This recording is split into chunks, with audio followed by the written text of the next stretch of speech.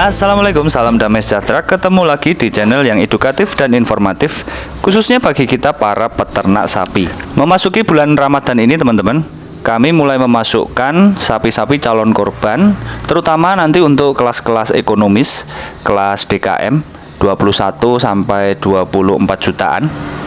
Kami belanja di pasar ini teman-teman. Namun sayangnya ini PMK ternyata belum berakhir teman-teman. Bagi teman-teman yang setelah nanti Lebaran ini mulai memasukkan sapi untuk persiapan kurban, harap berhati-hati teman-teman kalau sedang belanja di pasar. Karena ini saya mencoba untuk beli, lalu saya karantina, ternyata memang PMK itu masih ada. Maka dari itu, berulang-ulang kali saya mengingatkan bagi teman-teman yang mau belanja ke pasar, baik musim Ramadan ini ataupun nanti waktu Lebaran, harap memiliki setidaknya itu kandang karantina, kandang yang dibedakan dengan kandang utama. Siapa tahu nanti kita mendapat temuan ada sapi yang terjangkit, kita bisa merawatnya dan menyembuhkannya. Hari raya kurban memang juga masih jauh juga, jadi kemungkinan untuk sembuh itu ada. Nah, bagaimana cara menyembuhkannya? Pertama-tama teman-teman, saya memanggil mantri. Untuk masalah injek atau masalah obat, saya serahkan ke mantri, baik itu antibiotik maupun vitamin berupa injek, sehingga saya bisa fokus merawat bagian luar sapi, yaitu mulut dan kukunya. Selain itu, saya juga bisa fokus untuk memelihara pemberian pakannya atau komborannya.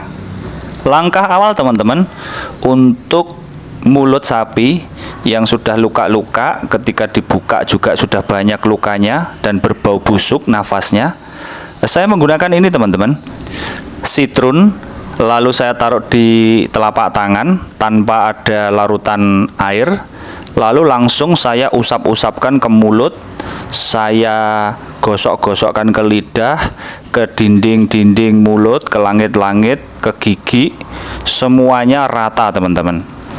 Hal ini dilakukan sehari sekali atau sehari 2 kali bila sangat parah.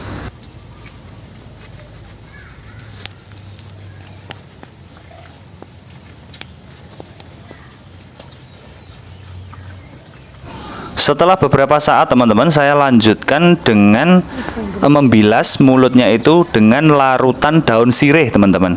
Ini seperti yang saya kontenkan dulu, yaitu rebusan air daun sirih. Daun sirih secukupnya direbus dengan air, diberi garam sedikit untuk mengoles-olesin mulut sapi tadi. Baik juga jika diberi jeruk nipis. Kalau ada kulit-kulit matinya ditetel-tetel semua aja teman-teman, berdarah-darah tidak apa-apa. Kemudian untuk perawatan kakinya teman-teman, terkadang kakinya sudah terkelupas ya kukunya. Namun kebetulan sapi saya ini masih belum karena baru tahap gejala. Jadi hanya kayak luka-luka gitu di sela-sela kukunya itu. Untuk resep kakinya saya menggunakan injet teman-teman. Jadi injet ini adalah seperti gamping atau dolomit ya. Belinya di toko kembang yang biasanya orang buat nyekar itu. Nah, itu ada injet. Saya ambil injet secukupnya. Kemudian saya campur dengan terusi, tembaga sulfat juga secukupnya teman-teman. Kira-kira itu mungkin ya 2 sendok makan lah ya. Lalu saya campur dengan citrun lagi. Kemudian setelah saya campur dengan citrun, saya kasih garam dan saya kasih air sedikit dan diaduk supaya kental gitu. Cairannya nanti seperti mengental gitu. Lalu larutan ini nanti kita oles-oleskan ke seluruh teracak-teracak sapi, ke sela-sela. Syukur-syukur bisa ke bagian telapak teracaknya, itu juga lebih bagus teman-teman.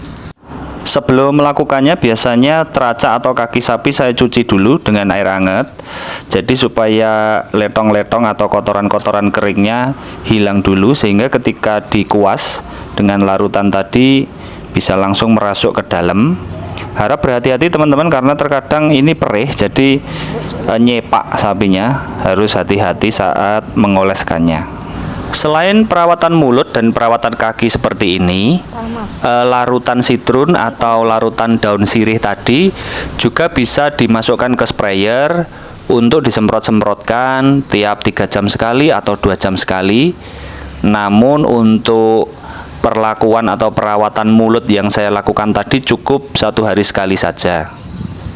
Dan untuk kaki juga bisa dilakukan setiap hari 1 kali saja seperti ini. Juga yang lebih penting lagi adalah sapi harus mau makan teman-teman. Apapun yang dia sukai, baik itu hijauan maupun jerami, atau kalau di kompor masih mau juga harus dikasih banyak.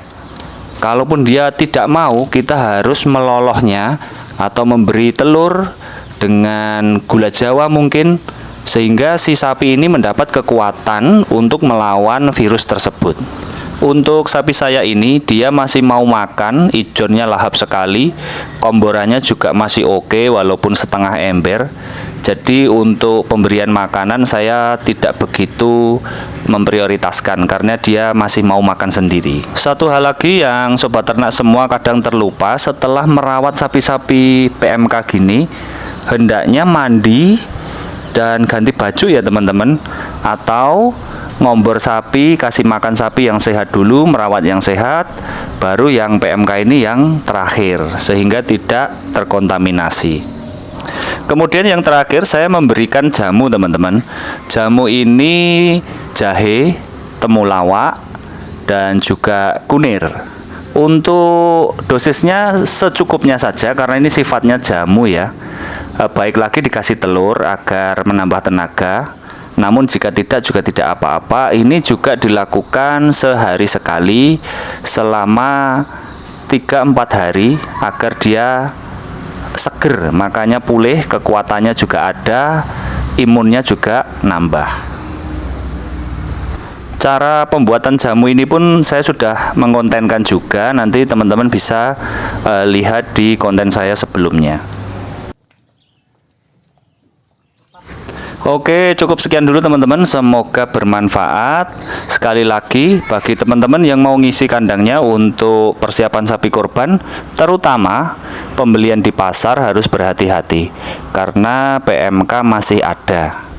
Atau kalau teman-teman rumahnya dekat-dekat dengan kami juga menyiapkan ini sapi kurban, bisa dibeli untuk sesama peternak, ataupun juga persiapan nanti para sohibul yang mau cari sapi untuk kurbannya.